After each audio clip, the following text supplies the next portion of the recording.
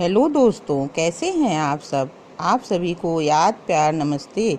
दोस्तों, योग विषय के प्रथम वीडियो में मैंने योग का अर्थ बताते हुए बताया था कि महर्षि पतंजलि जो योग सूत्र के रचयिता हैं, उन्होंने चित्त वृत्तियों के निरोध को ही योग माना है।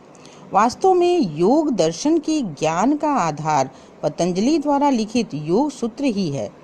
योग सूत्र पर महर्षि व्यास ने एक भाष्य लिखा है जिसे योग भाष्य कहा जाता है। यह योग भाष्य योग दर्शन का प्रामाणिक ग्रंथ माना जाता है। व्यास ने चित्त की 5 अवस्थाएं बताई हैं। ये 5 अवस्थाएं हैं क्षिप्त, मूढ़, विक्षिप्त, एकाग्र और निरुद्ध। दोस्तों, प्रकृति में सत्व, रजस एवं तमस ये 3 गुण विद्यमान होते हैं। जहाँ सत्व गुण की अधिकता से साधक समाधिस्थ होता है, वहीं रजोगुण एवं तमोगुण की अधिकता से चित्त समाधि के योग्य नहीं होता है। श्रीमद् भागवत गीता में भी कहा गया है कि सत्व, रजस, तमस यह भौतिक प्रकृति से उत्पन्न होते हैं। ये 3 गुण आत्मा को शरीर में बांधते हैं। तीनों गुणों से सारा संसार मोहित है, जिससे वे अविनाशी परमात्मा को नहीं समझ पाते। चित्त की क्षिप्त अवस्था वह अवस्था है जिसमें चित्त रजोगुण के प्रभाव में रहता है। रजोगुण की अधिकता के कारण चित्त अत्यधिक चंचल एवं सक्रिय रहता है। एक तरह से हम कह सकते हैं कि रजोगुण की अधिकता वाला व्यक्ति स्थिर चित्त वाला नहीं होता, इसलिए उसका ध्यान किसी एक वस्तु पर केंद्रित नहीं हो पाता है। यदि वह ध्यान करने बैठता भी है तो उसका चित्त एक वस्तु से दूसरी वस्तु की ओर दौड़ता ही रहता है। अतः यह अवस्था योग के अनुकूल नहीं मानी जा सकती, क्योंकि इस अवस्था में इंद्रियां और मन पर संयम का अभाव देखा जाता है। व्यक्ति का चित्त सांसारिक विषयों में इधर उधर भटका रहता है। रजोगुणी व्यक्ति में असीम आकांक्षाएं और इच्छाएं पाई जाती हैं। वह जीवन में बहुत कुछ प्राप्त करना चाहते हैं। इनमें ज्ञान तो होता है, लेकिन शरीर और मन की इच्छाओं के साथ बंधे होने के कारण अहंकार भी हावी होता है, जिससे ये उपयुक्त समय में उपयुक्त कार्य नहीं कर पाते। दोस्तों, चित्त की दूसरी अवस्था है मूढ़। इसमें चित्त तमोगुण के प्रभाव में रहता है। इस अवस्था में निद्रा, आलस्य की प्रबलता देखी जा सकती है। तमोगुणी व्यक्ति अज्ञान के अंधकार में जीते हैं। इन्हें सत्य असत्य का पता नहीं होता, सत्य जानने की जिज्ञासा भी नहीं होती। ऐसे व्यक्ति सही को गलत और गलत को सही समझने लगते हैं। उन्हें पता होता है कि मृत्यु निश्चित है, फिर भी धन के पीछे भागते हैं। अतः ऐसे व्यक्ति को आलसी, अज्ञानी, अहंकारी, आसक्ति से पूर्ण, आसक्ति, मोह, प्रमादी मतलब समस्त विकारों से युक्त माना जा सकता है। उनमें कर्तव्य के प्रति प्रवृत्ति नहीं पाई जाती। अतः मूढ़ावस्था भी योगाभ्यास के लिए उपयुक्त नहीं कहा जा सकता। चित्त की तीसरी अवस्था है विक्षिप्त अवस्था।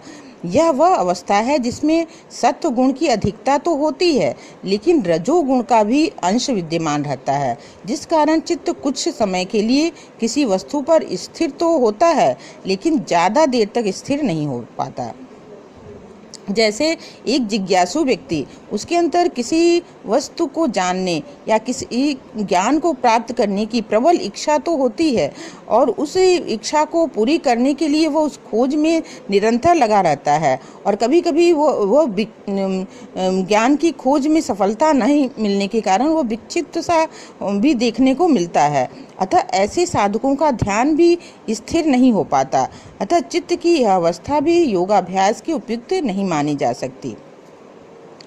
चित्त की चौथी अवस्था है एकाग्र अवस्था।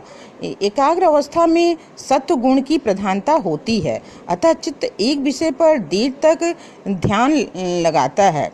यद्यपि चित्त वृत्तियों का निरोध इस अवस्था में पूरी तरह से नहीं हुआ होता है, फिर भी यह अवस्था योग की अवस्था में पूर्णतः सहायक होता है। दोस्तों, चित्त की 5वीं अवस्था है निरुद्ध अवस्था। यह अवस्था पूर्ण रूप से सत्व प्रधान होता है। क्योंकि निरुद्ध अवस्था वाले व्यक्तियों की चित्तवृत्तियों का निरोध हो चुका होता है। अतः साधक सांसारिक विषयों से चित्त को हटाकर किसी एक विषय पर ध्यान केंद्रित करता है। साधक को कोई भी सांसारिक विषय आकर्षित नहीं करते। सतोगुणी व्यक्ति में सतोगुण का प्रधान होने पर व्यक्ति मन बुद्धि से स्वस्थ एवं पवित्र हो जाता है। उसके अंदर धैर्य, प्रसन्नता तथा क्षमा जैसे भाव आ जाते हैं। ऐसे लोग सत्य ज्ञान प्राप्त करके सुख की अनुभूति करते हैं और वास्तविक ज्ञान प्राप्त करके ये परम तत्व के ध्यान में लीन हो जाते हैं।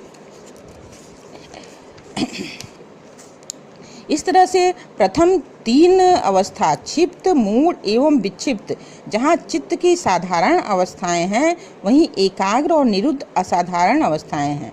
प्रथम 3 योग साधना के लिए उपयुक्त नहीं कही जा सकती और अंतिम दोनों भूमियाँ या अवस्थाएं योग साधना के लिए सर्वथा उपयोगी हैं।